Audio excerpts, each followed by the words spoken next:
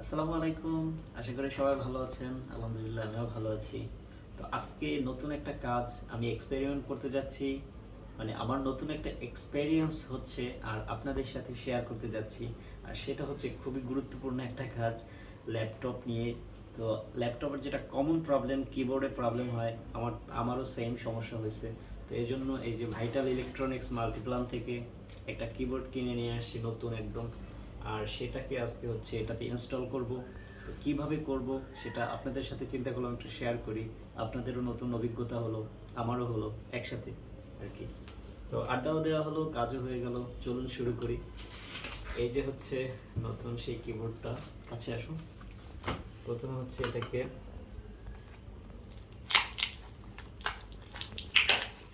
Unbox করতে হবে।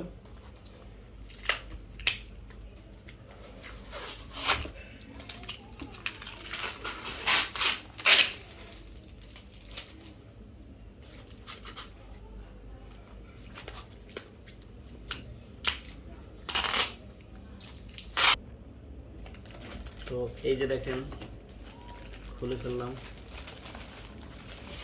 ও, লেগে পড়ছে। আচ্ছা, এটা তো লাগছেই না।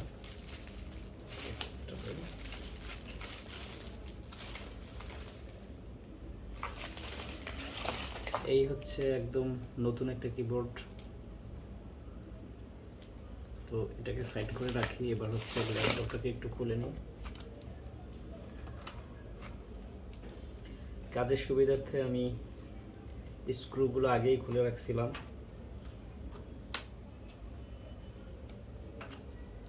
আমি আসলে কম্পিউটারের কোনো ইঞ্জিনিয়ার না,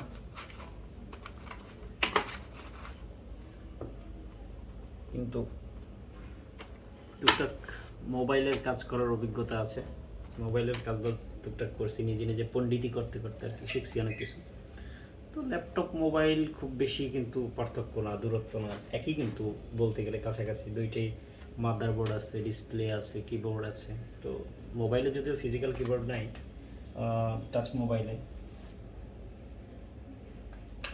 দুইটাই ইলেকট্রনিক। তারা এটা দিয়ে খোলা যাবে না, পাতলা একটা কার্ড লাগবে। দেখে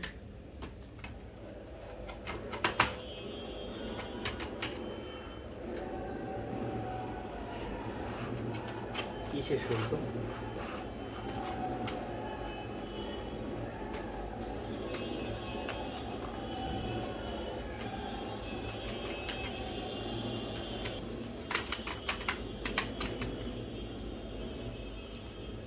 ঠিক আছে,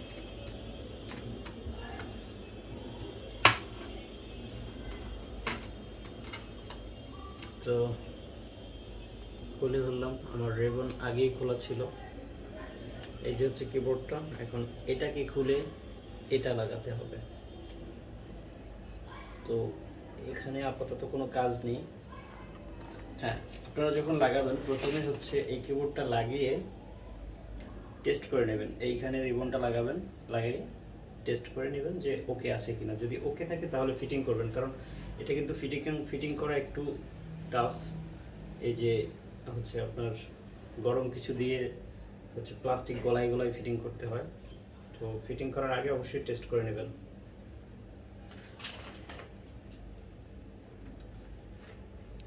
আচ্ছা, ল্যাপটপটা সাইড করি। এবার এটাকে খুলতে হবে।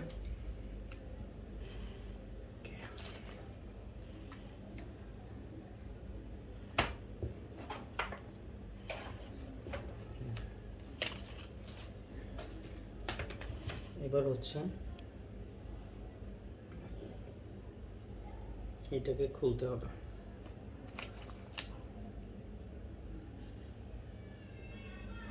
এই পাশে আছে টাচ প্যাড।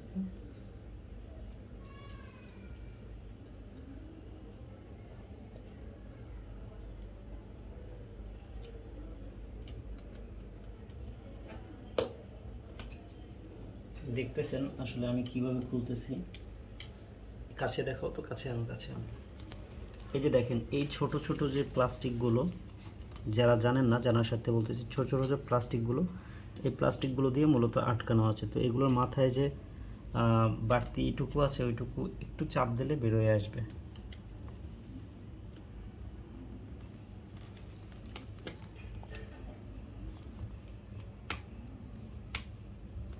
ওকে,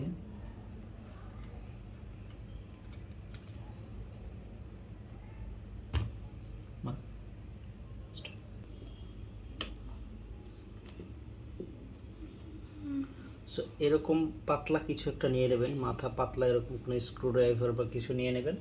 এগুলো আস্তে আস্তে একটু সময় নিয়ে তারপরে উঠাবেন, যাতে জিনিসগুলো আসলে একটু সেন্সিটিভ। তো ল্যাপটপের কিবোর্ড আসলে এমন একটা জিনিস যেটাতে প্রবলেম হবেই, যত দামি ল্যাপটপ হোক আর যত ভালো ল্যাপটপ হোক না কেন, কিবোর্ড প্রবলেম এটা মানে কমন সবগুলোতে। কিবোর্ডে প্রবলেম হয় দেখে আমি কিন্তু খুব যত্নে ইউজ করতাম, উপরে সবসময় এইটা দিয়ে ঢাকা দিয়ে রেখে দিতাম। হ্যাঁ, একটা কাপড় যে থাকে প্রথম অবস্থায় নতুনের মতো। আমার ল্যাপটপের কন্ডিশন কিন্তু একেবারে নতুন, ঠিক আছে, তারপরেও আমার এই এত যত্নে ব্যবহার করার পরে ওটাতে প্রবলেম হয়েছে। তো আপনারা যত্ন নেবেন অবশ্য। আমার এটাতে একটু হয়েছে, এই যে দেখেন এই সাইডটা কিন্তু খুলে গেছে অলরেডি, এই যে কয়েকটা খুলছি, আরও খুলতে হবে। তো আস্তে আস্তে আমি খুলে নিচ্ছি, আপনারাও সময় নেবেন, সময় নিয়ে নিয়ে কাজ করবেন, কাজের কোয়ালিটি ভালো হবে।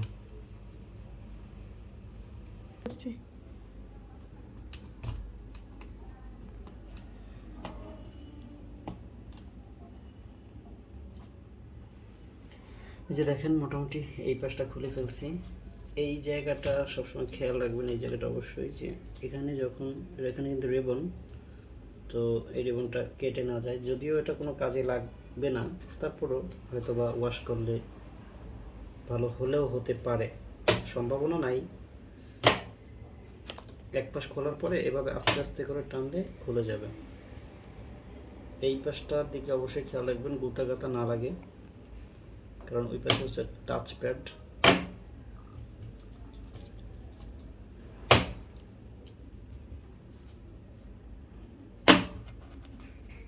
ওকে, উঠে গেল। তো এই যে আস্তে আস্তে করে উঠাইতে হবে, উঠিয়ে ফেললাম। এবার হচ্ছে এইটা বসানোর পর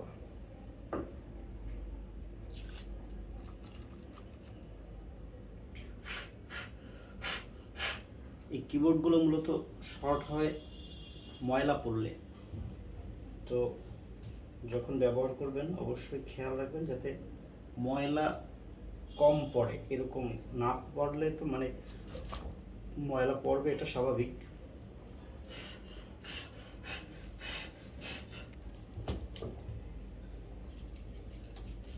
একটু হালকা মোছা টোছা দিয়ে নেব যে ময়লাগুলো আছে।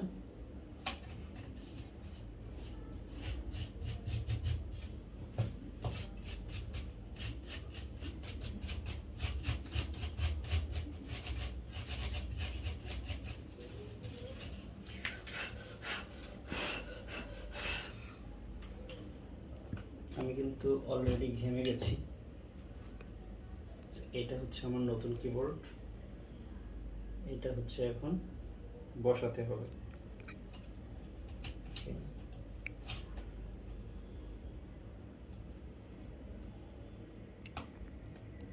আস্তে আস্তে করে চাপ দিতে হবে। ওফ, ঘামতেছি প্রচুর। তো একটু ঠান্ডা হইলে স্টপ করে তো ফ্যানটা ছাড়ো। তো দেখেন এটা লাগাতে হলে এটার উপরে যে প্লাস্টিকগুলো ছিল সেগুলো তো উঠেই ফেলাইছে, এখন কাছে আনো। লাগাইতে হইলে এটাতে হচ্ছে ওই প্লাস্টিকগুলো তাতাল থাকলে গরম দিয়ে তাতাল দিয়ে হচ্ছে থেতলে দিতে হবে, তাহলে লেগে যাবে। অথবা আমার কাছে এই মুহূর্তে তাতাল নাই, তাহলে আমি কি করব? সমাধান আছে, এই যে 20 টাকা একটা সুপারগুলো নিয়ে আসবেন। সুপারগুলো নিয়ে এসে একটু সামান্য পরিমাণে লাগাবেন, যাতে সুপার গ্লুটা আবার ওই কিবোর্ডে ছেয়ে না যায়। একেবারে এক ফোঁটা যাবে না, কিন্তু 1 ফোঁটার 1/4-1/4ও কম। ঠিক আছে, আগে এরকম ফালাইয়ে এক জায়গায় টেস্ট করে নেবেন যে কতটুকু আসলে পড়তেছে। আমার এটা কয়েকদিন আগে ইউজ করছি, এটাতে ছিদ্র নাই। জামা কাপড়ের আশেপাশে রাখবেন না, জামা কাপড় থেকে সাবধান, তাহলে কিন্তু আপনার কাপড়টা নষ্ট হয়ে যাবে। ওকে, সো ছিদ্রটা করে নিলাম।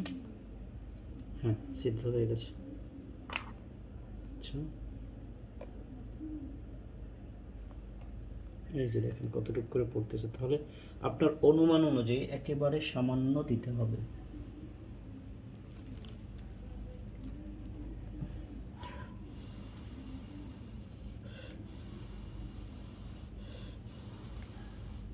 দিয়ে ফু দিয়ে ঠান্ডা করে নেবেন। ঠান্ডা করে নিলে সুপার গ্লুটা আটকে যাবে। এখনো আটকেনি।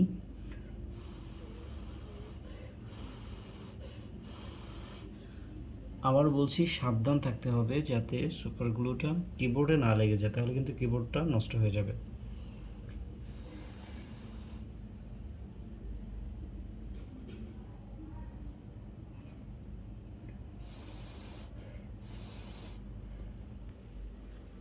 সো বন্ধুরা, ব্যাপারটা হচ্ছে কি, আমি যে সুপার গ্লুর কথা বলেছি, আমি সুপার গ্লুর আইডিয়াটা আসলে দিয়েছি। এটা যেহেতু স্টিল এবং নিচে হচ্ছে প্লাস্টিক, তো প্লাস্টিকের সাথে স্টিলটা অত বেশি জোরালো হচ্ছে না যেটা দেখলাম। তাই সুপার গ্লুর আইডিয়াটা বাদ দিয়ে নতুন একটা আইডিয়া, আপনার কাছে যদি তাতাল না থাকে, আমার কাছে আপাতত তাতাল নাই, যার কারণে আমি অন্য একটা আইডিয়া, আমি এই ছুরির মাথাটা এইটা দিয়ে গরম করছি। এটা অথবা আপনার যদি গ্যাসের চুলা থাকে, অথবা যদি আপনি মোমবাতি ধরাইয়ে পারেন, যে কোনো একটা কিছু, এটার মাথাটা গরম করতে হবে। এভাবে ধরাইয়া কীভাবে গরম করতে হবে, কিছুক্ষণ গরম করার পরে যখন গরম হয়ে যাবে তাতালের মতো, তখন কাছে আনো দেখো, তখন তাতালের মতো এটাকে এইভাবে 2বার বা 3বার এইভাবে থেতলে দেবেন মাথাটা। ছোট ছোট পিন আছে নিচে প্লাস্টিকের, তো মাথাটা যখন থেতলে দিবেন তখন এটা আটকে যাবে। যেমন আমি এই কর্নারটা আটকাইছি এইভাবে করে। তো আমি এখন এইভাবে করে সবগুলো সেরে নিই, তারপর আবারও ভিডিওতে আসতেছি। আপাতত স্টপ করি।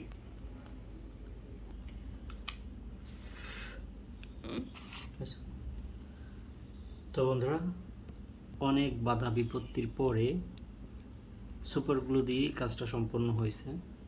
কারণ ওই ছুরি পোড়াইয়া দিতে গিয়ে ঝামেলায় পড়ছিলাম, মানে এটা কোনোটা হচ্ছিল না। পরে যেইগুলো হচ্ছিল না ওইগুলোতে সুপার গ্লু দিয়ে তারপরে ফু দিয়ে লাগাইতে হয়েছে। যদিও তাতাল না থাকলে একটু সমস্যা হয় আসলে। তো এই যে দেখেন লাগাইছি, এখন সুন্দরভাবে লেগে গেছে।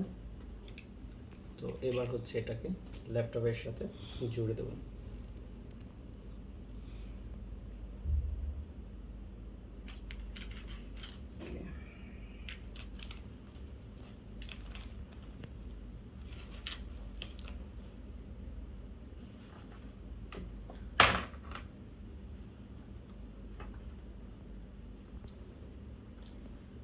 ল্যাপটপটা একটু মুছে নিচ্ছি।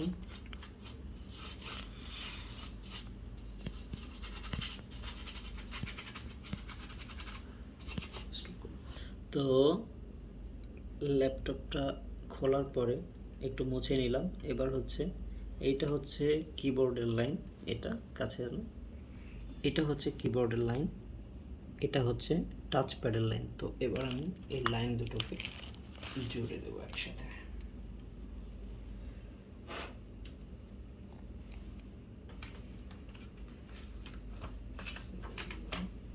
তো সেজন্য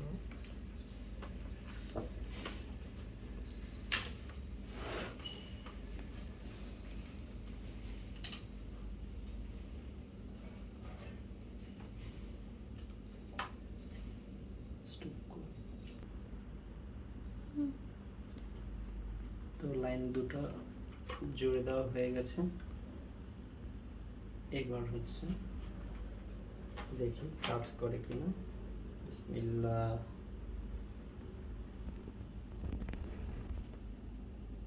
হ্যাঁ, এইদিকে ঘুরো। এই যে দেখেন পাওয়ার বাটন দিলাম, অন হয়ে গেছে।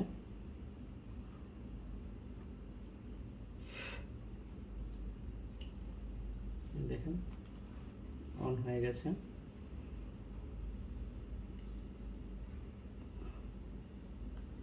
টাচপ্যাডের লাইনটা ঠিকমতো কানেকশন পায়নি, যার কারণে টাচপ্যাড কাজ করতেছে না। ওকে, আমি টাচপ্যাডের লাইনটা লাগাচ্ছি। তার আগে কিবোর্ডটা একটু চেক দিয়ে নিই। সো বন্ধুরা, আমাদের ল্যাপটপের কাজ কিন্তু শেষ হয়ে গেছে। এই যে কিবোর্ডের লাইন এবং টাচপ্যাডের লাইন ওকে।